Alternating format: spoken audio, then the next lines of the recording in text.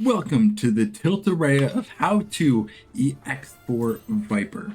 For this video, I'm basically going to be talking about Viper specific tips to help you out throughout the fight.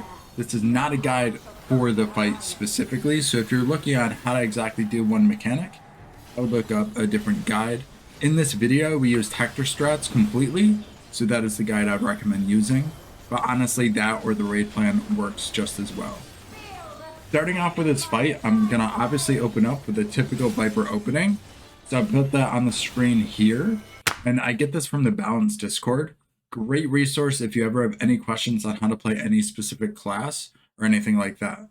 So one thing to notice with the shocks, if you're getting the AoE, you can drop them just a little bit outside of max melee. And I always use my coils here. That's just how it lines up with the burst, so it works very well. And then after, assuming that both melees are on the same page, if you drop them here, then that means you both can move in together.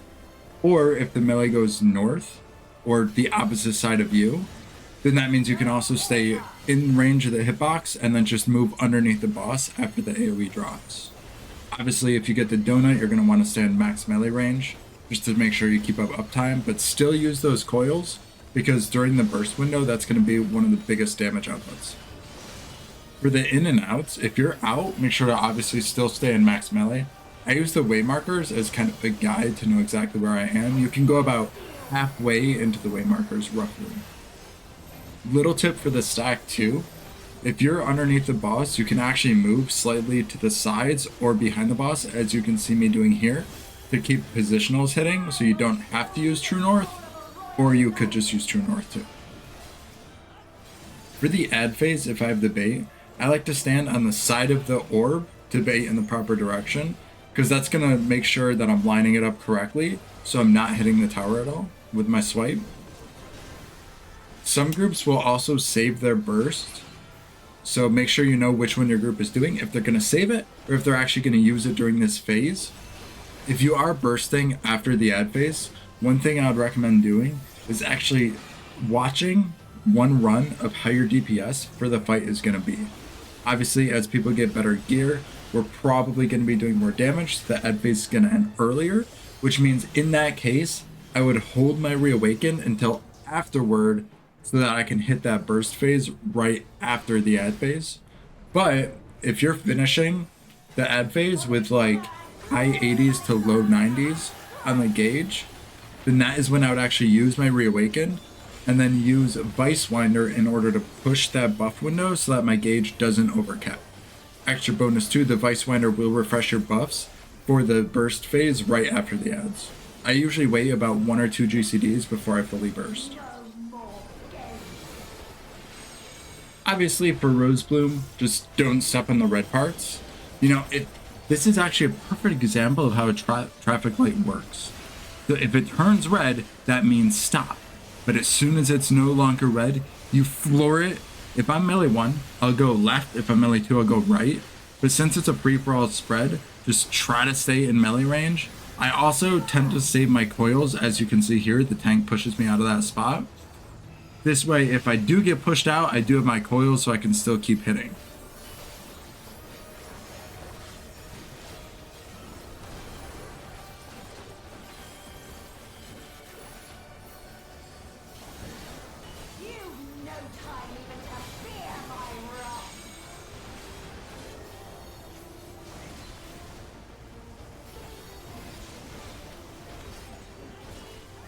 For a second bloom, when you're out, if you get nice and close to the hitbox, you can still hit it without standing in the red, but it can be a little bit risky. Just be careful of your positioning, but you are able to keep uptime during that part.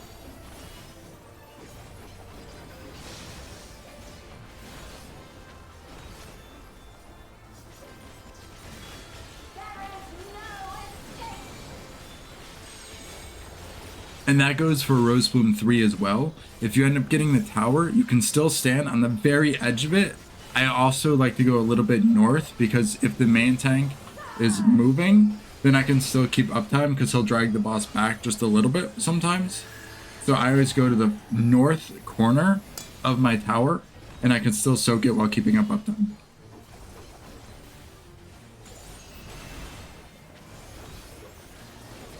This is where the second burst happens, is right after Bloom 3.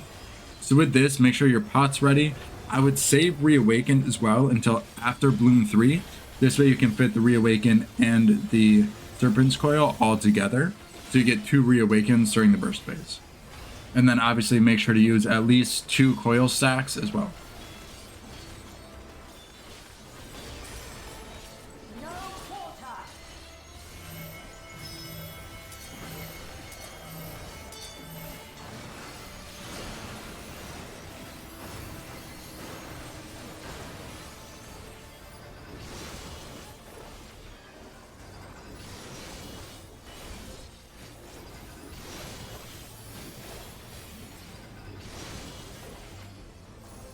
And you can see here, I'm still stacking with everybody while slightly moving to still hit positionals.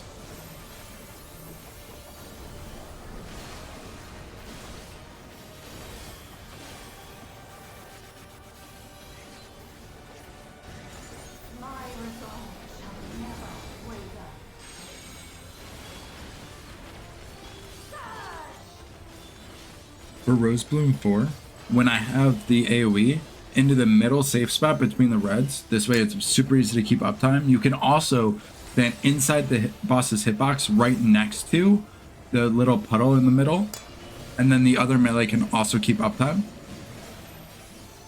But obviously be careful of that and make sure you don't clip each other.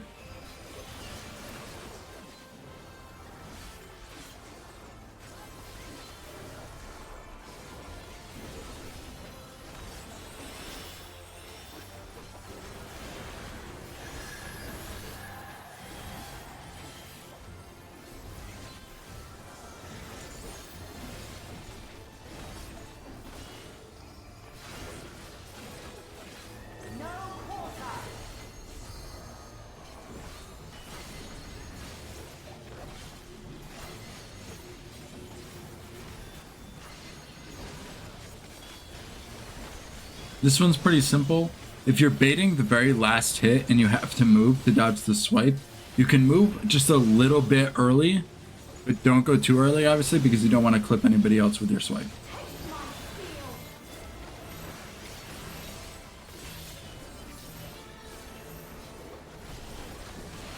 I would also try to save my sprint here just in case, because I personally like to use it for Bloom 5 to make sure there's no chance of me really getting hit. Bloom 5 is also a perfect example of how to practice while being on the outside and still being able to hit, just on max melee range from the outer ring. So you can see here I'm standing right on the edge, but still able to keep uptime. And let's run!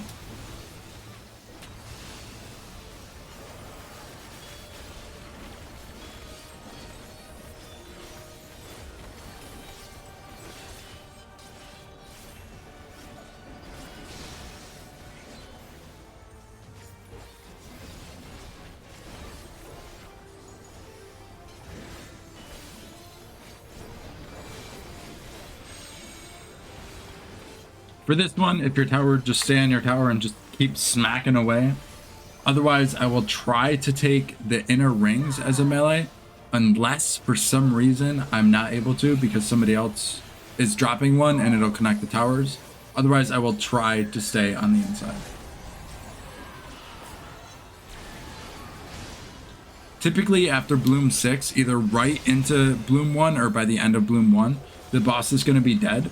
To make sure that you're watching and you're using all of your coils, use any Reawaken you have to try to get the boss done. But that is it for the video. I hope this helped out. If it did, make sure to leave a comment below, let us know.